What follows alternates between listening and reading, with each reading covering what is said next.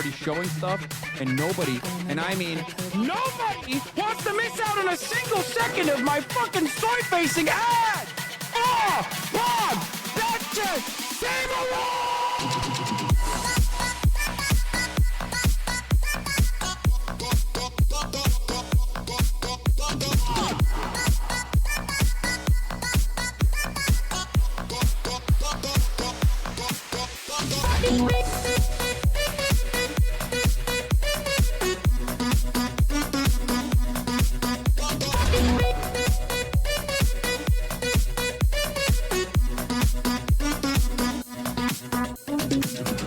I can't focus on this anymore because all of you motherfuckers keep talking about the PlayStation event. You did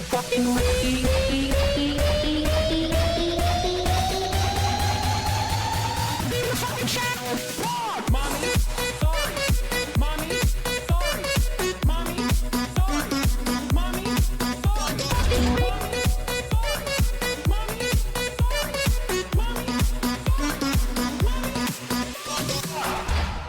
Dude, mega. What's going on, everybody? I hope everyone's having a fantastic evening, afternoon, pre-noon, no matter where you are in the world. I'm Hasan Piker in this Dawson. Our broadcast coming to you live from sunny, well, not sunny, actually, gloomy California, Los Angeles, folks. We're live and alive, and I hope all the boys, girls, and MBs are having a fantastic one because today's a beautiful day. Today's a wonderful day. Today is 69 degrees and not super sunny, but kind of gloomy in California, Los Angeles, folks. We're live and alive, and I hope all the boys, girls, and MBs are having a fantastic one because today. Anyway, let's blast off real quick. I just blasted off.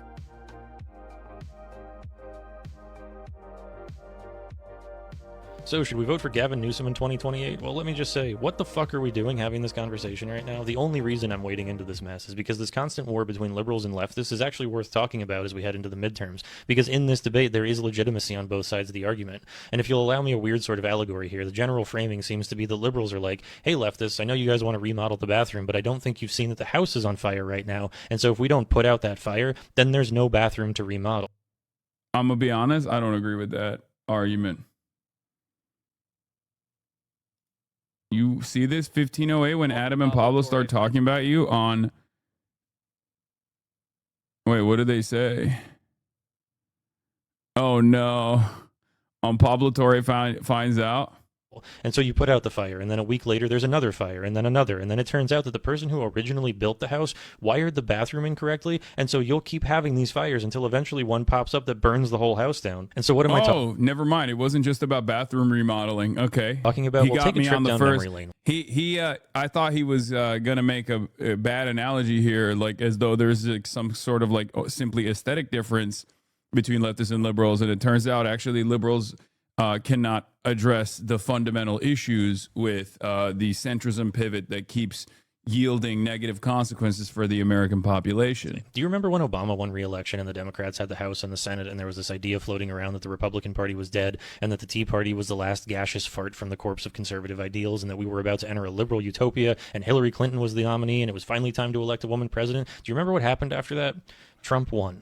And then 4 years later, we propped up the creaky corpse of Biden, and it was the end of Trump. And then when Biden won, he, of course, prosecuted Trump and put a heavy emphasis on repairing the country through a massive outreach to disenfranchised working-class voters. No, that's not what happened at all. We slid right back into the world of milquetoast neoliberalism, of Washington passing legislation that would allow Democrats to fawn, while the real-world problems of the working class didn't seem to change that much. And we threw our hands up and blamed the slow tide of change in politics, the need for tempered incrementalism, the delicate balance of governmental powers. And those 4 years slid right by, and then we had Kamala Harris as the nominee, and we were ready to elect the first woman president and usher in that liberal utopia. And where have I heard this one before? Oh, I know how this one ends. Yep, Trump won. And so do you see the cycle? From Bush to Obama to Trump to Biden to Trump, all of these presidents and candidates stood at podiums and promised change and a better future, and then got elected and continued to prop up the same capitalist system that has disenfranchised working class people since its inception. And that's because the system benefits these people. All of them sat at conference tables with billionaires and super PACs and outlined agendas that wouldn't fundamentally change the status quo of this country because that status quo propped them up. And so inevitably, when these politicians put forth legislation that did not do enough to meaningfully impact... God damn.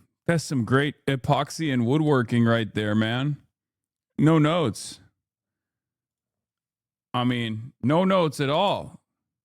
the lives of working class people. Those people abandoned the Democratic Party and fell into the warm arms of a lying Republican Party willing to run on populism and deceit. And that is why a lot of folks are very wary of a Newsom or Shapiro or Buttigieg run in 2028, because those folks are not going to work against this system. They are going to be the next iteration of the Obama-Biden-Harris monster, and when they inevitably fail to address the lived reality of American citizens, the Republican Party is going to spawn Trump 2.0, and that'll be the ball game. So yeah, it is way too early for these fucking conversations right now, but as we head into the primaries this year, it is of dire import that we do not elect the candidates that the DCCC wants. The only way to adequately address the epidemic of disenfranchisement in this country is by purging ourselves of the establishment that got us here in the first place, and whether or not that can be done at the ballot box is an entirely different conversation. But if you still believe in the viability of this system, then Pokemon go to the fucking polls and put in progressive challengers to these milquetoast neoliberal suits parroting the talking points of corporate PACs and billionaires.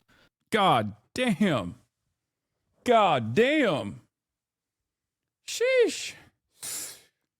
That was perfect. That was great. I mean, this is, I'll be honest, like, this has yielded tremendous discourse. On that podcast and saying that he would this has yielded tremendous discourse overall, I will admit. Wow, it's so good. It's so